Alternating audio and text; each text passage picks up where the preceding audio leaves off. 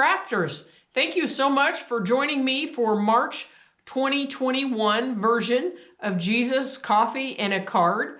My name is Julie Creek. My husband Tom and I own Creek Bank Creations. We are a small paper arts company from Perrysville, Indiana. I am designing Jesus Coffee and a Card so that you have a short Bible study and then a simple card that you can get together with your friends and make as a point of connection to encourage your relationship with Jesus. I hope you're enjoying this series. If you'll give us a thumbs up when you watch the video, that'll greatly help us. And if you subscribe to our channel, you'll know when we release new videos. You can find the actual download for Jesus Coffee and a Card on our website under the download section. And for a small price, you can download that. You'll have the printed version of the Bible study, and then you'll also have the written version and the ability to print off the craft part of the instructions so that you can share that with your friends. Now, we are about to hit the 1-year mark since COVID hit the United States, actually officially in March. And so it's really a time of reflection that as we look back at where we were 1 year ago. And one of the things that I've noticed on social media are so many people saying, I just need to go to the beach, and pictures of toes in the sand, or I need to get away to the mountains, like wherever their escape place is. I need to go on vacation. Personally, for me, I've just wanted to do a redo. Can we just do a redo on what happened for the last year? We have this thing in our house that we do in our family where if we need to apologize, if we've done something wrong, if we mess up, we ask for a redo. Can I get a redo? And then we do this thing where we touch our fingers and we ask for forgiveness. Sometimes it's easier to start that conversation with, can I get a redo? Rather than, I'm sorry. But that's the end game. But I've wanted to have a redo on 2020. It's been a rough year, and moving into 21. I'm sure, have you felt this way? Like, can we just get away? Can we just get a redo? You know, there's a story in the Bible about a woman who surely must have felt the exact same way.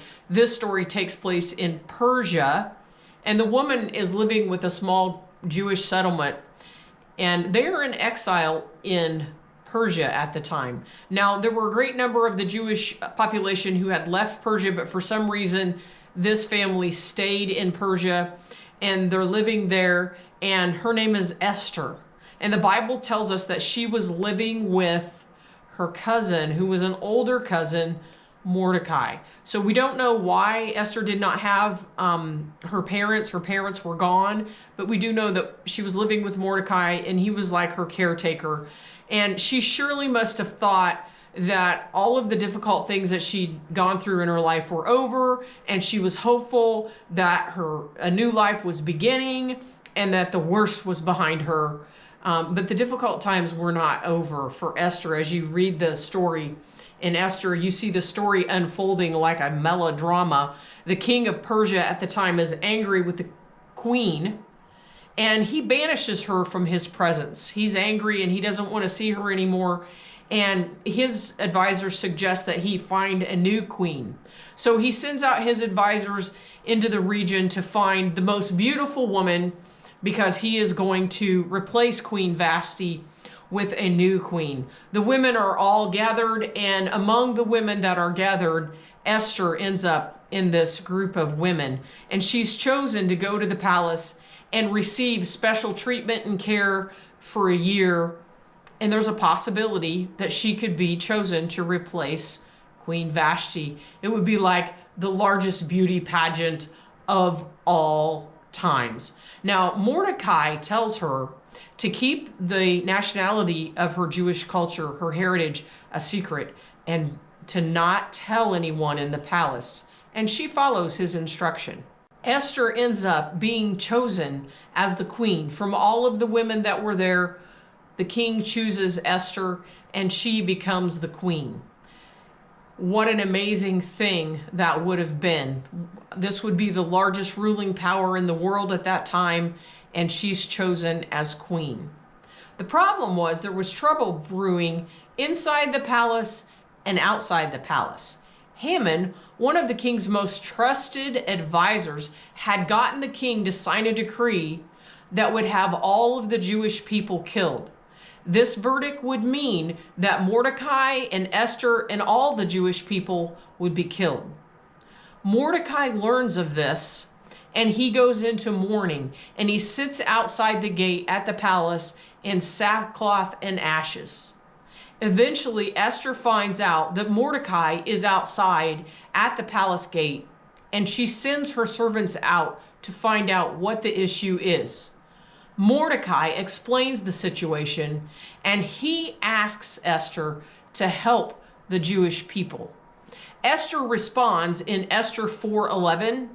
All the king's office officials and all the people of royal providences know that for any man or woman to approach the king in the inner court without being summoned by the king has but one law.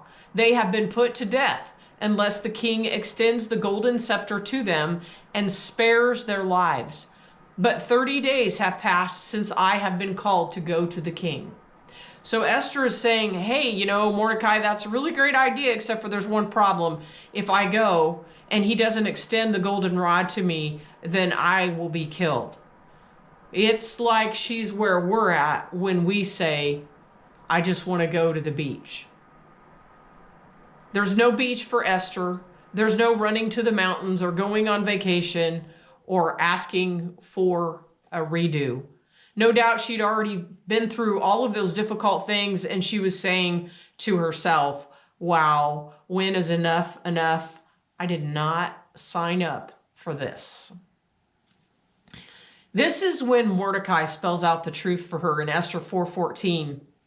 Mordecai says, if you remain silent at this time, relief and deliverance for the Jews will arise from another place.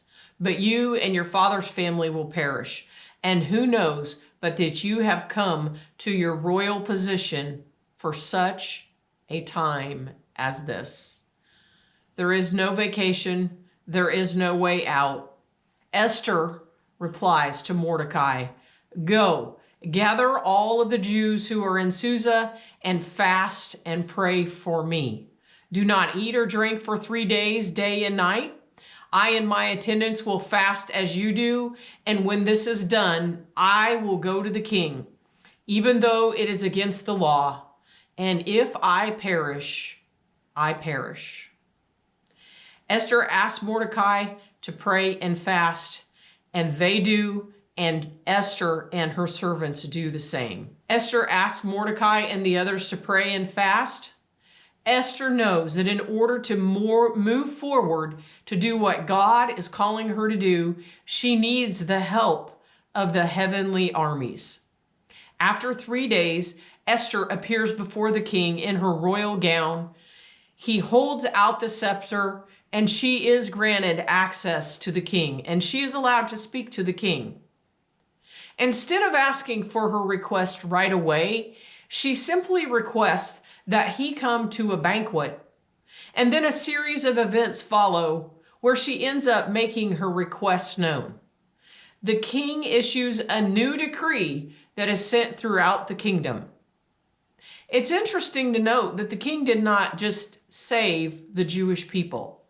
The king could not change the verdict once it had been sealed with his signet ring.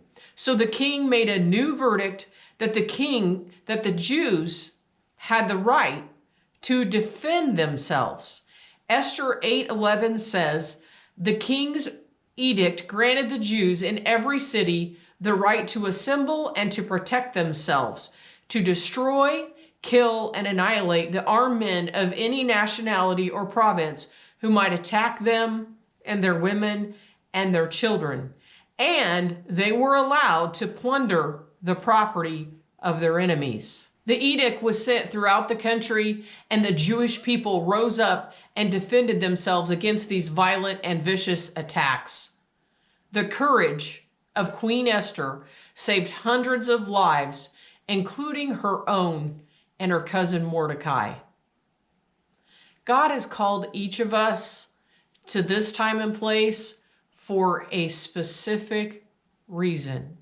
You might be thinking you would rather not deal with all of the difficult things that have happened or that are happening, but God knows that He's called us to a special time and a special place, and it is now.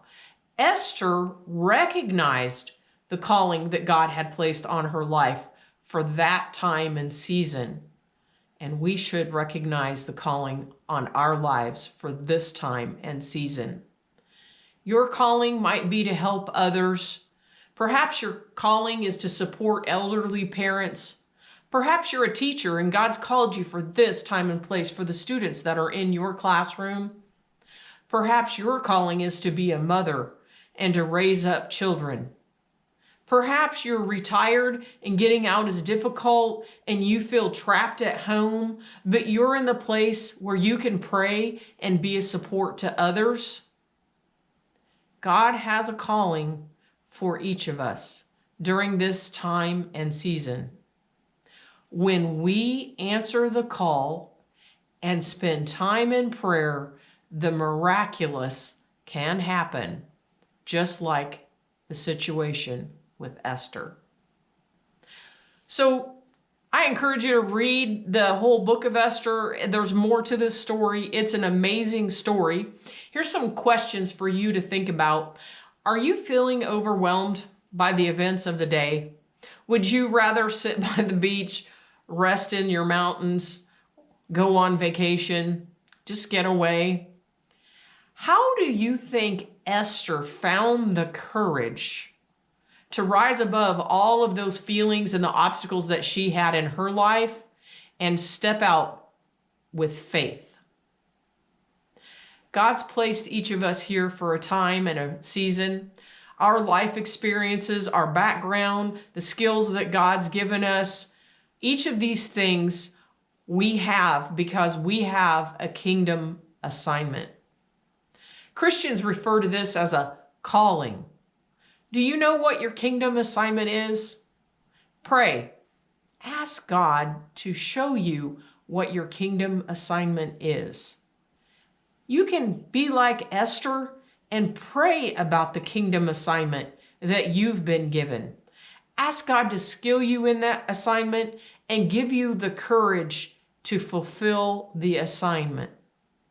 Remember, when we pray and step out in faith to fulfill the assignment, God brings the miraculous. You're needed at this time. We are all needed at this time. Our skills, our love, and our passion are needed to bring life to other people. And it is a very important time. You have a gift for the people in your life, and it's the gift of you. You can do this for such a time as this. What an important message for where we are at right now today. 2 Corinthians 9:8 says, "And God is able to bless you abundantly, so that in all things, at all times, having all that you need, you will abound in every good work." And then there's Philippians 4:13. "I can do all things through Christ who gives me strength." What great encouraging scriptures. If you're gathering with friends or just making the craft yourself today, what you'll find is you have your PDF that you can print off. And we recommend that you print this off on like 65-pound cardstock, some nice weight cardstock to it. And what you have there is the time and the sentiment for such a time as this. So what you want to do is cut those pieces out and then layer them on cardstock. And I cut the actual title with our label stitched rectangle die and added a ribbon.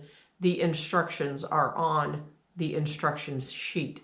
You can see here, I did add some clock hands and attach those with a brad. I have a little collection of clock hands and clock parts. I've saved old watches. So if you have any of those things, you can add those to your card. They're not included in the set.